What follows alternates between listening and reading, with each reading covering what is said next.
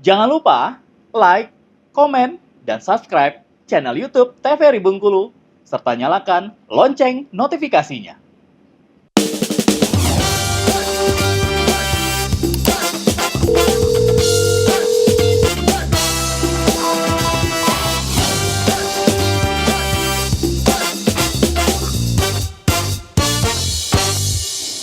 Sahabat sehat, terima kasih Anda kembali menyaksikan Dokter Kito bersama Kita Sehat dengan tema kita spesial hari ini membahas mengenai benarkah ASI eksklusif bisa mencegah obesitas. Masih bersama dengan saya tentunya Dr. Lala dan juga Dr. Lisda. Jadi tadi sudah disampaikan ya Dr. Lisda oleh Dr. Lala sendiri, tapi Julia mau tanya-tanya karena kita udah masuk segmen tanya-tanya nih Dr. Lisda. Jadi kita punya banyak waktu untuk bertanya-tanya, semoga bisa mewakili sahabat sehat di rumah. Nah Dr. Lala, ini untuk faktanya di lapangan dokter, saat ibu yang memberi ASI begitu kepada bayi, ada nggak sih dok kasus di mana dia ASInya tetap terus ke bayi, ada terus begitu, tapi si bayi ini badannya kecil, terus pertumbuhannya atau perkembangannya mungkin sedikit lambat dari yang lainnya. Nah mungkin si ibu cemas, itu ada nggak dok kasusnya? Kalaupun ada, itu hal yang harus dilakukan apa sih dok? Apakah mungkin bisa menambah susu formula atau seperti apa dokter? Silakan.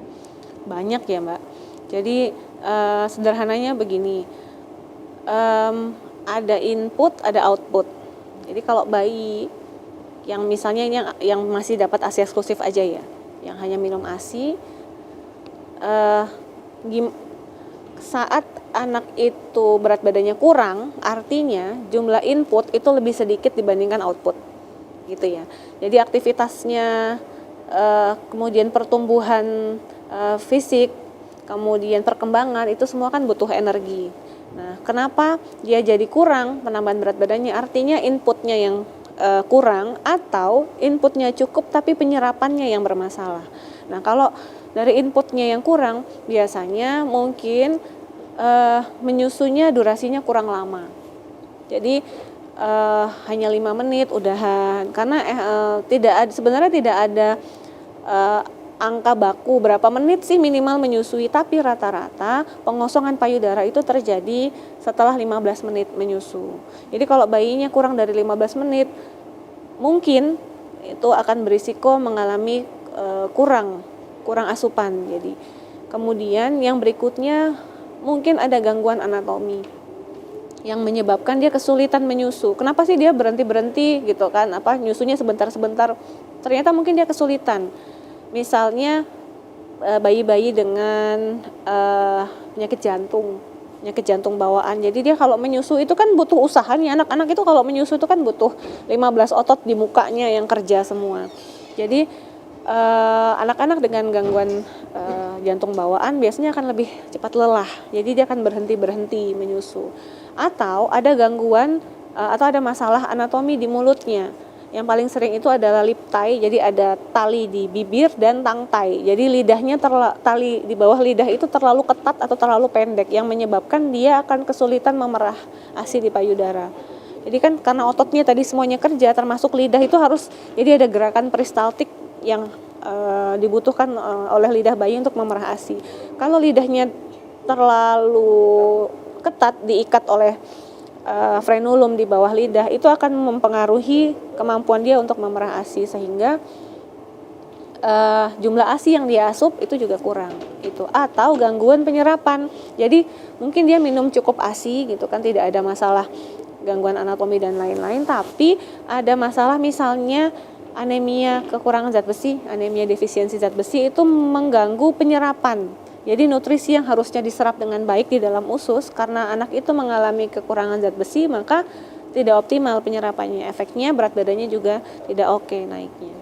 Biasanya yang paling sering itu. Nah, kadang-kadang kesalahannya adalah ibunya berpikir bahwa ASInya yang kurang.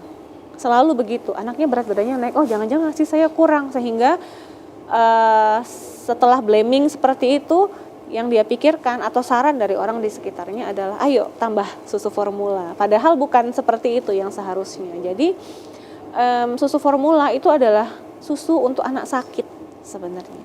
Dan hanya boleh, kalau di luar negeri itu hanya boleh dibeli dengan resep dokter. Nggak kayak di kita, di warung depan rumah ada yang jual susu formula, betul. Jadi Yang boleh meresepkan susu formula untuk bayi itu hanya dokter spesialis anak. Jadi dokter umum saja tidak boleh gitu. Jadi akan di-assess dulu oleh dokter anak, memang ada masalah pertumbuhan, nanti akan dipilihkan oleh dokternya susu mana yang cocok untuk anaknya. Jadi kalau ibunya tanya, ini anak saya berat badannya kurang, harus apa? Tar dulu benar-benar kurang atau enggak, atau perasaan ibunya aja nih kurang karena dia membanding-bandingkan dengan anak tetangganya yang gembul misalnya gitu kan. Padahal tidak usah dibandingkan. Kita punya patokan di buku KIA itu ada patokan grafiknya. Penambahan berat badannya sesuai dengan target tiap bulan itu udah cukup. Tidak usah membandingkan dengan anak tetangga yang Benar dong. Kayak roti sobek. kayak roti sobek ya, gede dan lain sebagainya. Jadi ada patokannya. Kemudian kalau memang nanti menurut dokter itu berat badannya kurang, maka dicari tahu dulu apa penyebabnya. Kalau tadi ada masalah penyakit jantung ya diobati penyakit jantungnya. Kalau ada tangtai liptai diatasi dulu tangtai dan liptainya. Kalau gangguan absorpsi karena defisiensi besi ya diterapi dengan suplementasi zat besi dan seterusnya. Jadi nggak selalu karena berat badannya kurang lalu langsung ke sufor, enggak. Takutnya nih yang sering terjadi, ibunya udah nih, oh ya kasih sufor, ternyata anaknya alergi susu sapi. Akhirnya anaknya mencret, tambahlah turun berat badannya. Akhirnya berakhir ke malnutrisi anaknya. Padahal masalahnya bukan itu tadi, begitu kan. Orang-orang kita ini masih sering self diagnosis ya, Iya, masih betul banyak. dong. Padahal puskesmas gratis kan diakses dengan BPJS dan lain sebagainya. Gitu. Luar biasa. Jadi memang ibu-ibu yang memberikan ASI juga tidak perlu buru-buru cemas ya dok ya. Betul. Lebih baik memang langsung tanyakan ke Betul. pihak kesehatan. Konsultasikan gitu. saja. saja. Jangan tanya tetangga atau jangan tanya selebgram. Iya, benar Yang sering itu itu. lihat selebgram atau Iya. tanya neneknya gitu kan. Jadi ilmu berkembang setiap hari itu banyak perbaruan. Silakan konsul ke dokternya langsung. Dokter-dokter juga kalau merasa kompetensinya tidak sampai akan di-refer ke dokter yang lebih ahli. Gitu. Jadi betul-betul tidak sembarangan ya dok ya.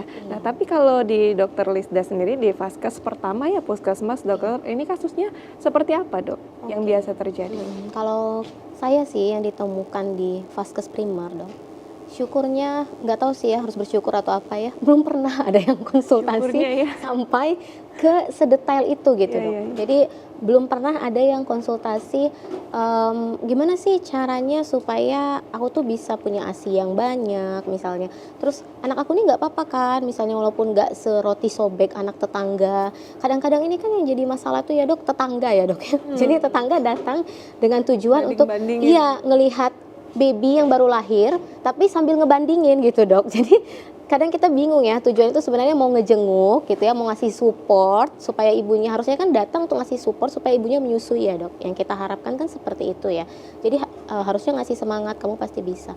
Tapi pada faktanya ujung-ujungnya, ih kok anak kamu tangannya kecil banget sih, diangkat lagi ya, kok cuma segini gitu. Nah apakah memang ada juga dok kaitannya antara faktor stres misalnya, karena kalau dari penjelasan yang dokter sampaikan tadi kan sepertinya dia sebuah lingkaran ya dok. Jadi ibunya memendam sendiri, apakah anak aku malnutrisi ya dibandingkan anak tetangga, lalu tanpa dia sadari semakin seret dok. Ujung-ujungnya ya karena nggak cukup lagi mau gimana lagi, ujungnya beralih ke sufor. Nah apakah memang ada kaitannya dok kondisi ini? Ada banget.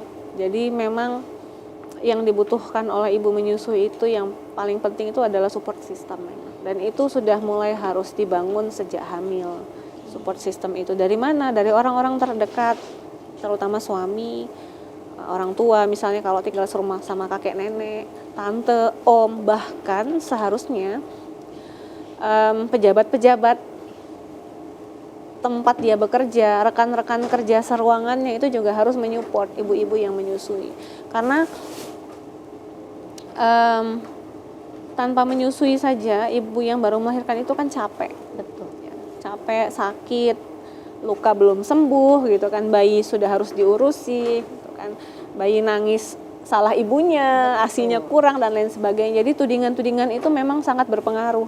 Jadi merendahkan percaya diri atau penghargaan diri terhadap tubuh ibu itu. Jadi itu sangat efeknya sangat buruk karena kalau kita lihat dari proses menyusui gitu ya. Jadi untuk menyusui ibu itu butuh 2 hormon utama, ada prolaktin dan oksitosin. Hormon prolaktin itu fungsinya memproduksi ASI, diproduksi oleh tubuh ibu kalau ada isapan di puting bayi. Ini yang sering ibu-ibu muda, ibu-ibu baru itu nggak tahu. Jadi dipikirnya begitu bayi lahir ASI langsung keluar. Itu padahal enggak. Jadi butuh rangsangan dulu di payudara ibu, dihisap dulu dengan posisi dan pelekatan yang baik.